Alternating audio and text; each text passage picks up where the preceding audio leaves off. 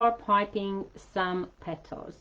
Okay, so again, just going on the side, squeezing, lowering the pressure and pulling the end. But you see the end of the petal doesn't come up very pointy, so if you don't like this kind of a round effect, then I would suggest to go for 366, which we will use in a sec. Now, because poinsettia has lots and lots of petals, I will put about 4 greens just to make sure that I'm filling with some foliage in here. I mean, to be honest, even the red ones are still leaves.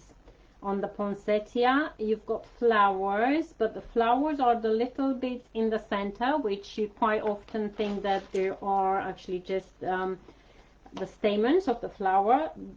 Those little bits are the real flower.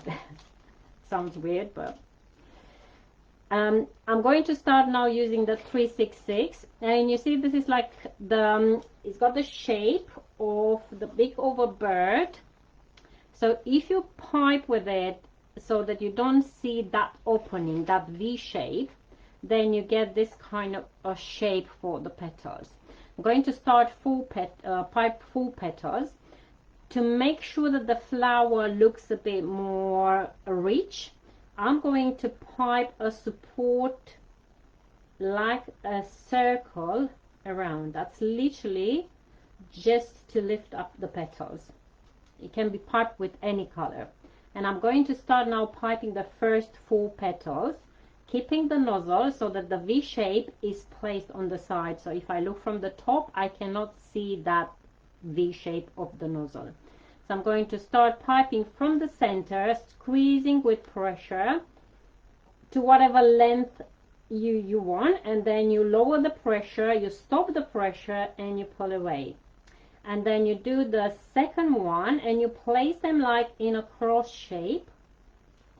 And you see, as I'm piping, I do get more like a pointy finishing on the petals, so more than I did on the leaves.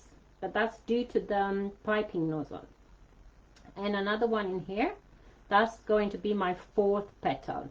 And I can also see that the petals are quite large in size, and they've got a lot of volume, especially that I've put that rope of buttercream underneath. And now I'm going to pipe 4 more in between the first layer of 4. I'm going to pipe another 4 petals, but this time those petals would be slightly shorter. I'm only going to start piping them from here, trying to reach the length of the first one, but obviously starting just from halfway. That will kind of use less buttercream.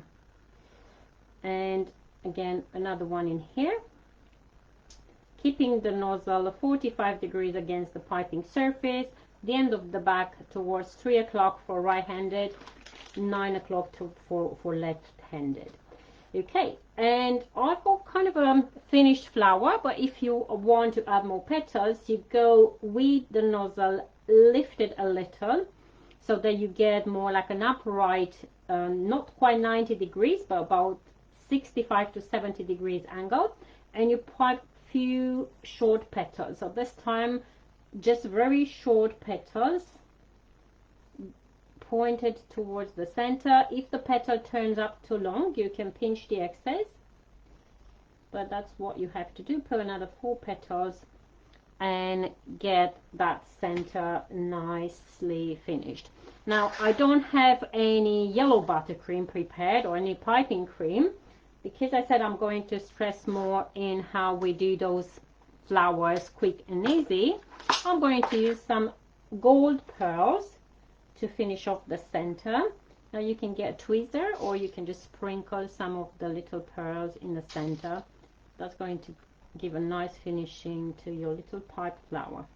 Okay.